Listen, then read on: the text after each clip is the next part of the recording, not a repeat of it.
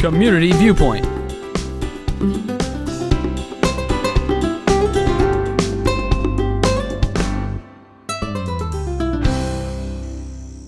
Hello and welcome to Community Viewpoint. I'm your host for this segment, Guerra. I am so happy to be here with you tonight because we have some really important information. I hope everybody had a wonderful Christmas and we want you to have a very, very safe New Year. So we have Captain James Perry with us tonight.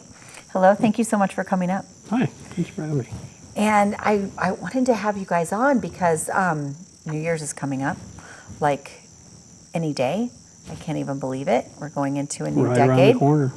It's crazy. And because it's a new decade, do you think that it's going to be crazier this year? You know, it's hard to say. We have some years that are more than others, and it depends kind of where it falls. If it falls in the middle of the week, if it falls on the weekend. Okay. Depends on how the people, decide to enjoy it. So we want them to enjoy it safely. So Absolutely. I wanted to ask, the first thing, obviously, don't drink and drive, but what are some, I know that we have some services here, like we have Lyft, we have the taxi service. I mean, what are some of the Uber, designated drivers, all these things that are available to people now that weren't available years ago. So the opportunity to not take the chance and do something bad and do the right thing and get those services. I mean, what is something that somebody could keep in their mind and just hold with them to just make sure that they don't get in a car and drive? Because you see the worst of what happens. So do you have a tip for somebody to just hold in their mind? Leave their car at home. Leave their keys at home, take a taxi, have a designated driver. To the destination. Don't set yourself up for failure right off the bat. Set yourself up to have a good night, plan ahead, and that's a good plan. Go for success. Yeah, if you don't drive there, you can't drive home. That's perfect. You're not tempted. Yeah, that's good. That's good. And so what about the weather? What's something people should, obviously a coat, but a lot of times, even people coming from out of town, they might not expect that we fall so cold at night. Do you see any injuries or things that are attributed to the weather at all? Probably not as many weather-related incidents in that, where people are, most of the times there's somewhere to go, someplace to get in and out of the weather. Okay. But it tends to happen probably more or less with the elderly that will wander off during the middle of big events or something like that maybe have Alzheimer's or something and get lost in the desert or something. Okay, so make sure to keep an eye on your loved ones and just make sure, especially when it's a busy crowd. That's good. And speaking of weather, so let's go, I'm going to go off that a little bit to space heaters. What is the number one, we were talking before and you said you had just seen Arch nemesis fire. of the fire department. Yes. So what's the number one safety tip for that? Or is there some special guidance that, excuse me, you can give about space heaters? Don't overload your systems. Don't run an extension cord and then plug that into it. The cord that's on it is designed to take that load, plug straight into the wall. If you run extension cords out or you use multi-adapters to bring it out and you've overloaded the system, there's only so much power that unit that the wiring in the wall will draw. And so if you're trying to pull more than it'll eventually melt down those wires. And if it does it slowly, then it may not even pop the breaker and you'll catch a fire. We were just on one the other day that burned the outlet right out of the wall. Oh my gosh. So because those cords are not tested with the unit, like you said, the cord that comes with it. That's a good point, and I think that's the same thing with a car seat, right? You don't want to put any aftermarket stuff in there because they're not tested with the seat. Right. So that's probably a good thing if any type of thing. I know extension cords are just, what's the extent of something to keep yourself safe? What's the extent of something you could use an extension cord with, a low voltage or wattage, like Christmas lights, or? I was going to say, trimmers, leaf blowers, things like that. That's stuff that kind of works for it, small fans and stuff. Okay. But the space heaters, they pull so much power that it just will overwhelm that system. And it'll slowly heat up the line and start to melt it down. And we've seen cords after probably years that have been run under carpets and everything else. Oh, and yeah. Over time, they just melt down and cause small fires that you may not even know. You may smell kind of something burning in the house and not notice it for a while, and eventually now you've got a serious fire. What about the cords that come with it? Is it a good idea to check, like, what's maybe like the life of a space heater? Well, and the way you want to use it as it's kind of designed and the way it would have been tested, like you said, if you take that unit out and you're going to find it's going to be all coiled up with a zip tie or something around it, take that off, because if you leave it bound up, it'll generate heat in all those bends. Okay. So kind of stretch it out, plug it in your wall, and just that cord, not any extension cords or, like you said. That one plugged right into the wall. And so make sure, and it's a good idea to check them, like make sure they're not hot. Like if they get super hot, probably just unplug it. Yeah, we've got one that looks like a little small fireplace, because our house doesn't have a fireplace, and the family wants one. And every so often I'll go by it, grab the cord, and just make sure it doesn't feel hot. Kind of feel around the wall, check the wall, check things around it, make sure I haven't put it too close to drapes, anything that's hanging down that could potentially get hot and ignite. Okay. No carpet.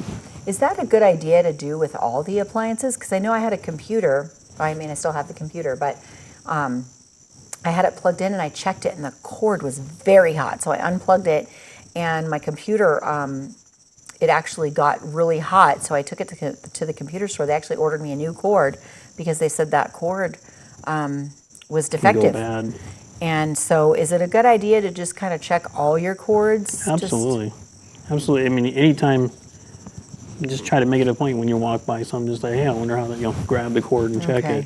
And then when you leave, if you go on vacation or something like that, it's a good idea to go around and unplug a lot of unnecessary things so you don't leave things.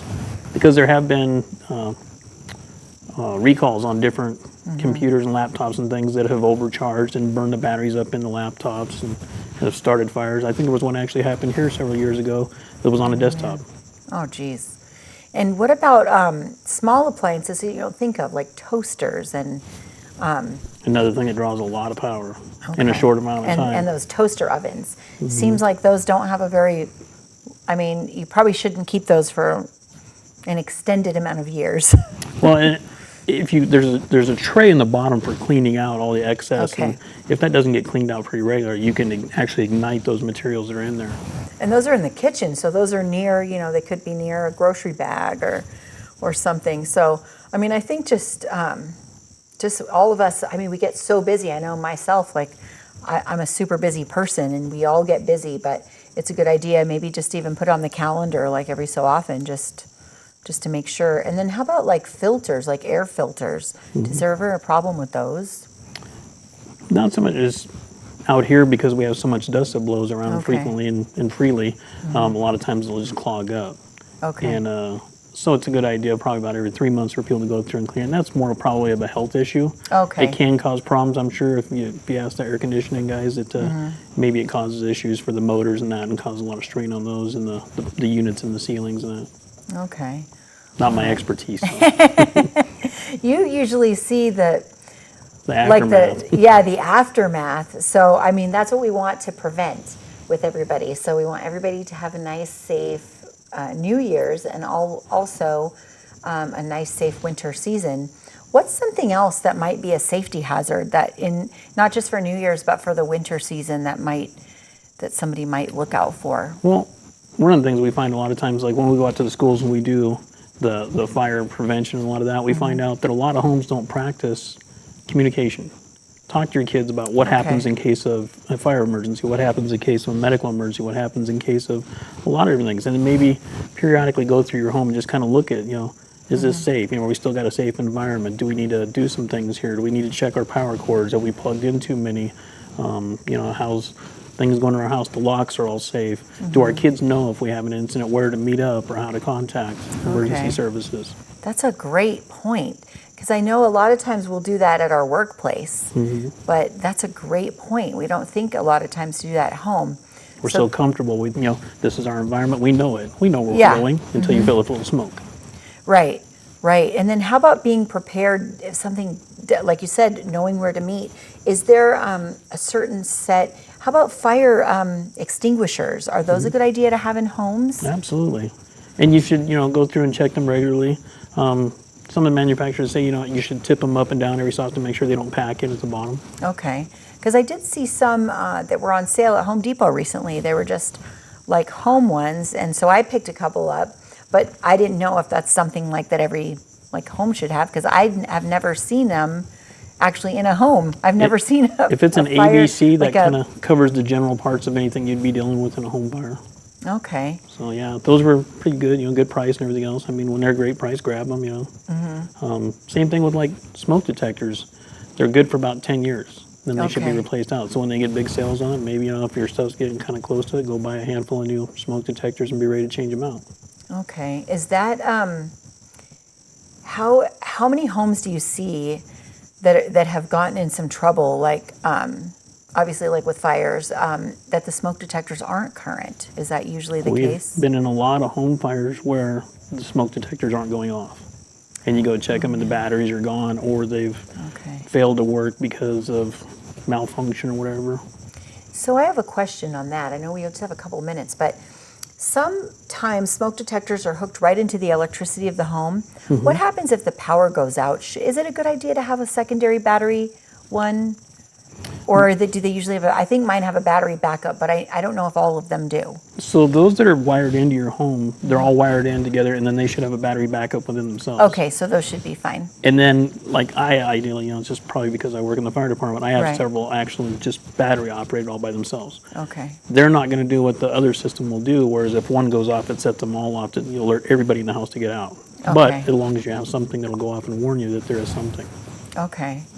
All right. I was So thinking another thing that was actually probably a pretty good idea to think about too is during the winter seasons and that we had a period of time when somebody shot down the power lines at the south end of the valley. no. And people should be thinking about trying to keep some extra things on hand, sleeping bags and things. Like you said about the weather-related emergencies. yeah, batteries, Be ready to kind of blankets. shelter in home if you needed to if we lose power. Okay, that's a really good idea. Is there a place on a website, like maybe like I don't know if that's CDC or like FEMA website? Is there a place that will give like a kind of a list of an emergency kit? I'm sure like American Red Cross and a lot of Okay. those probably do. Okay. There's also things like Be Prepared and stuff like that. You can go on. They'll throw out a list of different things that you should keep: a certain amount of water, dry foods, sleeping bags, candles, That's a great toiletries, point. and things like that. Okay, so that's everybody's homework. Since we're out 26 seconds and it's counting down. That was a great thing to leave everybody with. So that's everybody's homework over the holiday season and your days off. You can Google, did you say Be Safe? I think it's Be Safe or Be Prepared. Be prepared and get your emergency kit ready. Thank you so much. That was a great you. great point, because we want to just be prepared just in case something does happen, but we don't want anything to happen. Happy New Year, everybody. Thank you so much. Thank you.